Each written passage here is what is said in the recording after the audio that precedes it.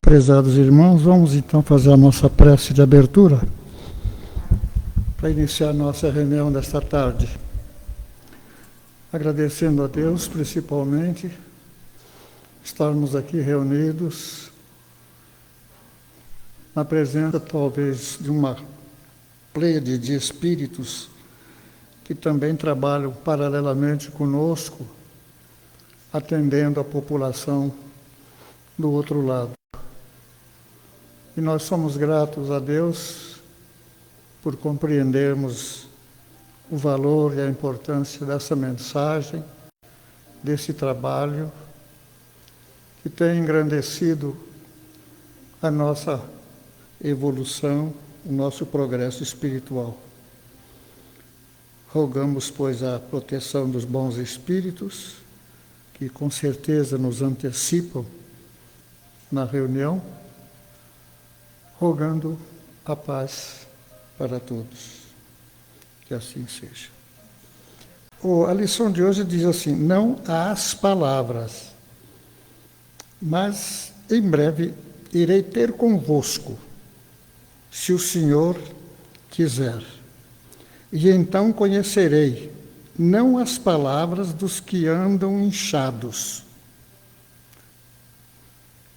Inchados. Deve ser vaidosos, não? Mas a virtude. Essa aqui é um trecho das cartas que Paulo enviava aos grupos que estavam se formando, que ainda não era centro espírita, mas eram grupos que se reuniam. Então, Paulo, que enviou aquele povo, que na época eram os coríntios, mas a maioria de romanos. Então, esse livro é Emmanuel,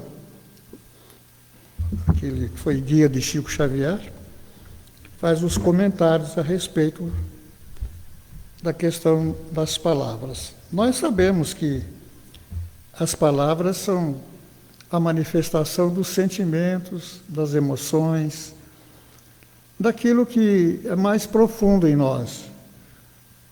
Costuma-se dizer que a boca fala daquilo que o coração está cheio. Foi o que Jesus disse, né? Porque, de um modo geral, ela representa a nossa vontade, nosso pensamento, nossos desejos, nossos sentimentos, tudo aquilo que a gente quer expressar.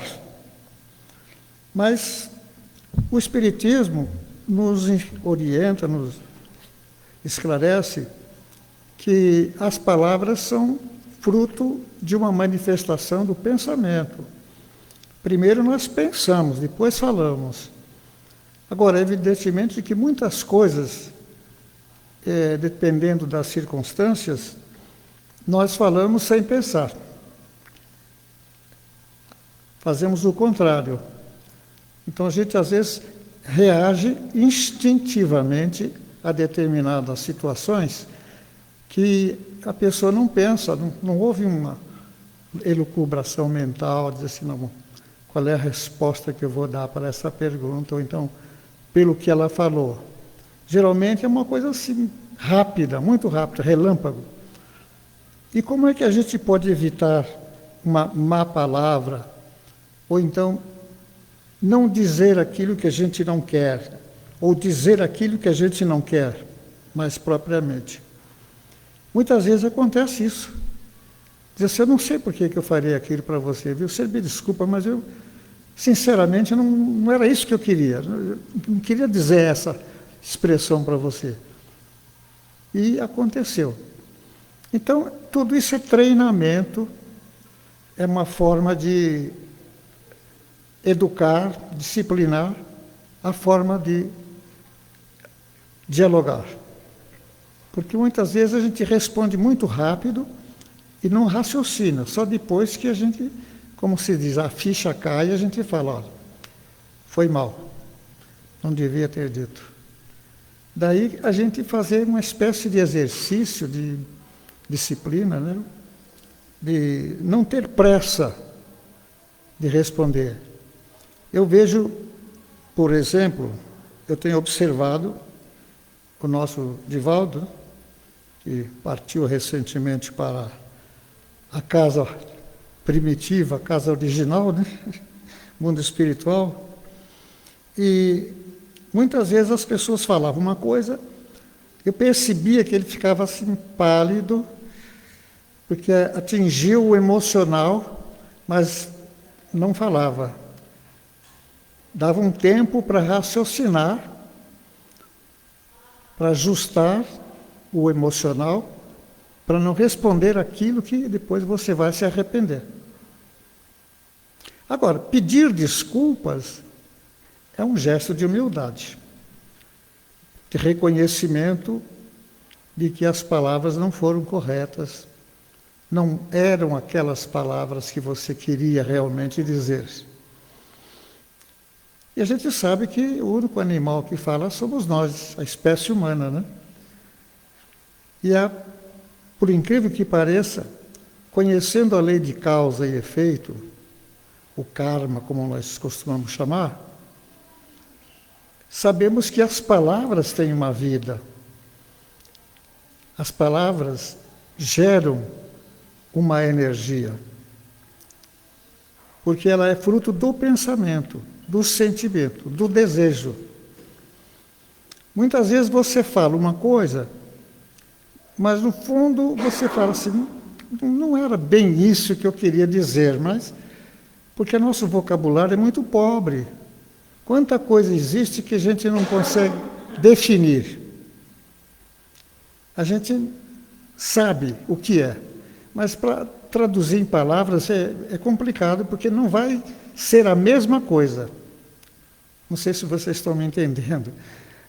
Você fala assim, olha, eu queria, não é bem aquilo que eu falei para você, porque, veja só, o que eu queria dizer para você, aí a gente dá uma volta, tem que usar muitas palavras para explicar uma situação.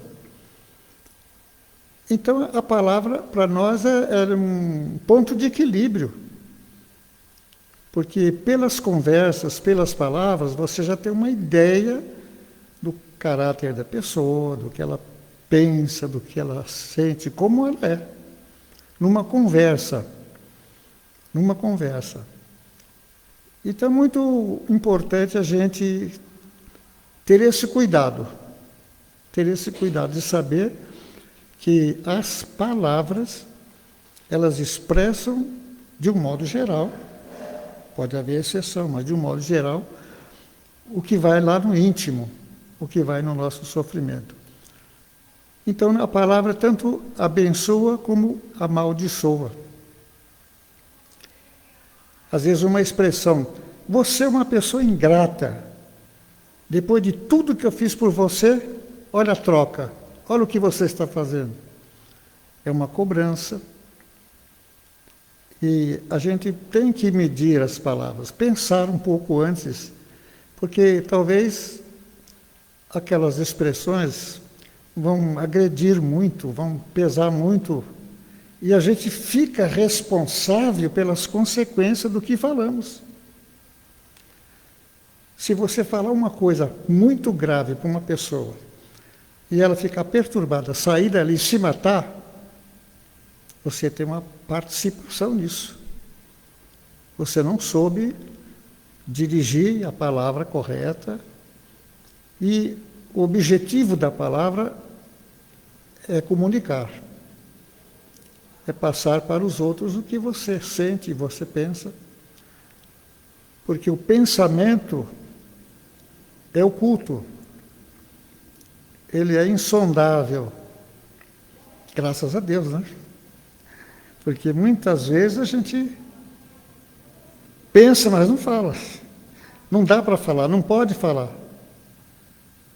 É uma coisa que você julga. Que o julgamento é uma forma de pensamento. Será que fulano é uma pessoa honesta? Será que fulano é uma pessoa confiável? Isso você conversa com você mesmo. É muito comum isso. É muito comum a gente ficar se autoanalisando. Mas será que eu fiz corretamente? Será aquilo que eu disse, não sei, mas não está me parecendo que foi o ideal, não, viu?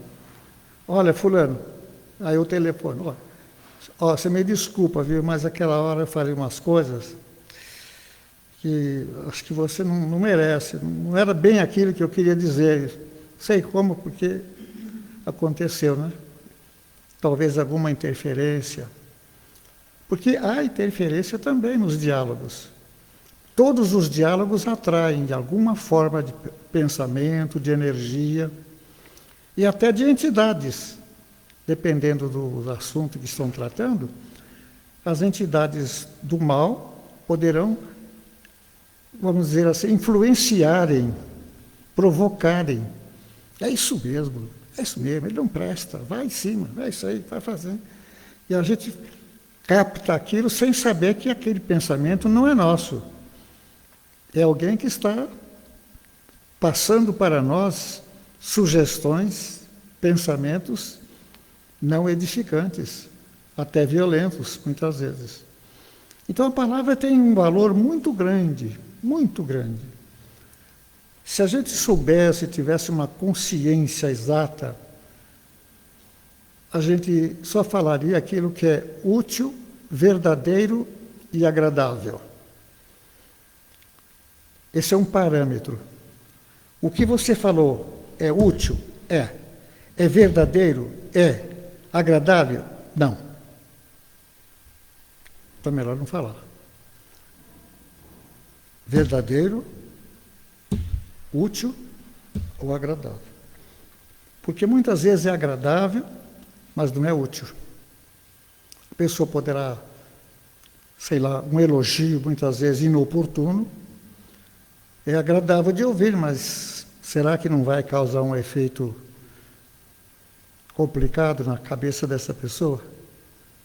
Então a gente, quando faz um elogio, ou então quando chama a atenção da pessoa, diz, olha, se eu fosse você, não faria, viu?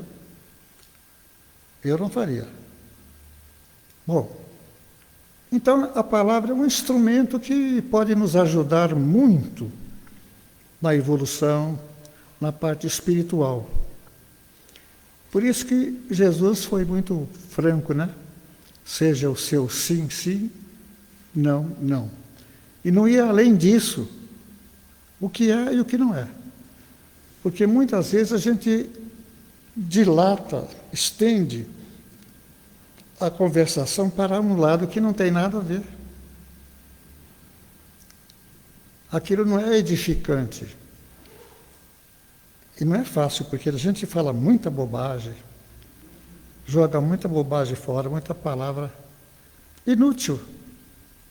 Eu vejo, às vezes, numa fila, numa reunião, assim, enquanto aguarda alguma coisa, as pessoas falarem, sabe que hoje o cara me deu uma fechada, mas eu fiquei tão nervoso que falei um palavrão, depois me arrependi, mas se tu não presta atenção, não sei o quê, parece que está dormindo. Se você está educado, disciplinado, você evita, você aprende. Porque palavrão, por exemplo, são hábitos. A pessoa tem aquele hábito, nem sempre a palavra carrega aquela emoção, aquela carga que é o seu conteúdo. É o seu conteúdo, aquilo que a pessoa está dizendo, a mensagem, né? As palavras em si. Mas a intenção não é bem aquela.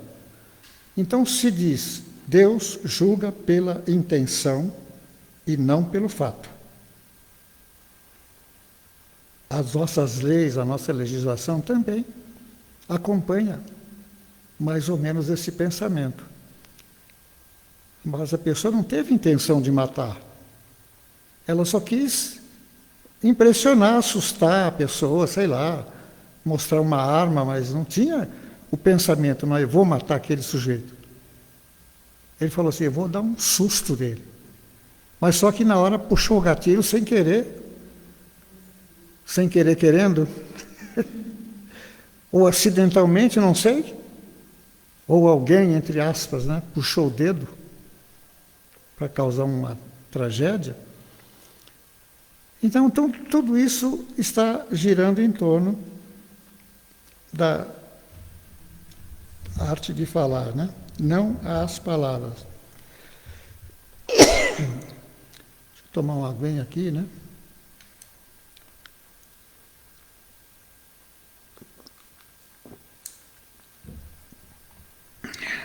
Nós não temos o costume aqui, o hábito, de socializar os assuntos, os temas. Mas eu me coloco à disposição, se vocês quiserem fazer alguma pergunta, porque às vezes a pessoa fala assim, eu tinha uma pergunta para fazer, mas escapou, depois não falei na hora, então esqueci, ou então deixa para lá, não mais a hora, passou a hora, né?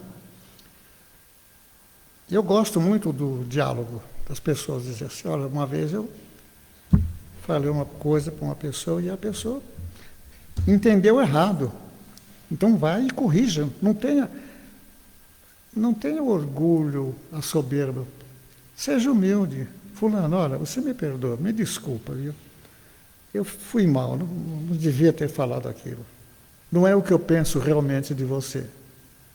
Aquilo foi, sei lá, aconteceu. É uma atitude de humildade. Que a pessoa fala assim, não, eu morro, mas não peço desculpa. Isso é soberba, né? Nós não devemos fazer isso. Dentro da escola que nós estamos aprendendo boas maneiras, bons costumes, boas palavras, tudo no sentido bom. Bons momentos, boas conversas. Claro que a gente não vai ficar falando só as coisas sérias da vida toda. A gente usa também a palavra como um lazer. Ah, vamos lá fazer uma reunião, jogar a conversa fora. Jogar a conversa fora, quer dizer. A reunião não tem objetivo, não tem nada. O que vier na hora. Ah, mas fulano, menina, vou te contar uma experiência que eu passei num dia, no carro, na estrada, quando eu ia para não sei onde, papapá. Aí outro fala assim, rapaz, isso aí não é nada. Perto do que eu passei, isso aí é fichinha. Você acredita que o cara puxou uma faca e veio para cima de mim? E aí conta aquela história que não tem assim um cunho agradável, não é muito bom. Não deve ser comentado. E a gente gosta de contar os crimes, de repetir, de falar, né? Olha, fulano, você viu o que aconteceu? E e repete tudo aquilo que viu e mais alguma coisa. Que a gente sempre aumenta um pontinho, né? Algumas coisinhas. Então a gente não sabe ainda fazer um bom uso da palavra. Essa é a pura verdade. A gente ainda não sabe que essa faculdade ela pode ser muito útil, muito preciosa, mas no momento certo, no momento próprio, a palavra própria. E a gente não tem essa preocupação. Não tem. Ninguém tem essa preocupação, não. Eu vou conversar com fulano, mas deixa eu ver o que eu vou dizer, né? Preciso medir bem as palavras, porque eu sei como é que a pessoa é complicada, vai interpretar mal. Então a gente não tem esse costume de se preparar para um diálogo, ou então selecionar um vocabulário. Porque há pessoas que têm o vício, é um vício, de falar certas palavras chocantes. Certas palavras que não têm nada a ver com a elegância, com a postura, com a educação. Aquele vocabulário chulo. Tudo isso a gente deve evitar. A gente deve evitar. A gente muda completamente quando a gente... Eu até conheci uma pessoa, era incrível como ele falava besteira, palavrão. Não dá para repetir aqui, lógico, mas era desagradável conversar com ele. As expressões, né? Aquele filho da... E não sei, sabe? Fazendo referência e falando coisas assim pesadas. E aquilo transmite uma energia muito ruim. Daí a gente tem que selecionar um pouco, na medida do possível, como se fosse um treinamento, né? Como se fosse um treinamento. Por exemplo, conversas aqui na casa, ou em qualquer lugar, na igreja, por exemplo. Lá na igreja ninguém conta piada, ninguém conta o que está acontecendo lá fora, o que aconteceu. Que a gente nota que as pessoas têm aquela unção e aquele silêncio. Vocês reparem. Mas você entra num centro espírita antes da reunião, aquele zum, zum, zum, zum, zum, todo mundo falando, e nem todas as coisas que estão falando ali são edificantes, trazem boas vibrações, pode até contrariar o trabalho da espiritualidade. Que eles estão fazendo uma coisa, pensando uma coisa, falando uma coisa, e nós estamos fazendo o contrário, enviando energias opostas, que não tem nada a ver com o ambiente, com o momento. Então, é um assunto grosseiro, do dia a dia e tal, deixa lá fora. Lá fora o ideal é não comentar. Como diz André Luiz, né? O mal não merece comentário em tempo algum. É o que André Luiz afirma na agenda cristã. O mal não merece comentário em tempo algum. A gente vê uma coisa e sai contando, falando, explicando. Quanto mais se falar e repetir, aumenta o prejuízo, o lado negativo. Então o mal não merece comentário. Sabe, fulano, eu pensava uma coisa de fulano, você acredita que ele fez isso, isso, isso, e repete tudo aquilo que a pessoa fez de errado. Aquilo forma uma vibração, forma uma imagem, forma uma cor. Então a doutrina espírita fala muito a respeito disso, dos pensamentos traduzidos em palavras que podem causar danos, que não é útil, não é verdadeiro, não é agradável. Essa é a chave. Útil, verdadeiro, agradável.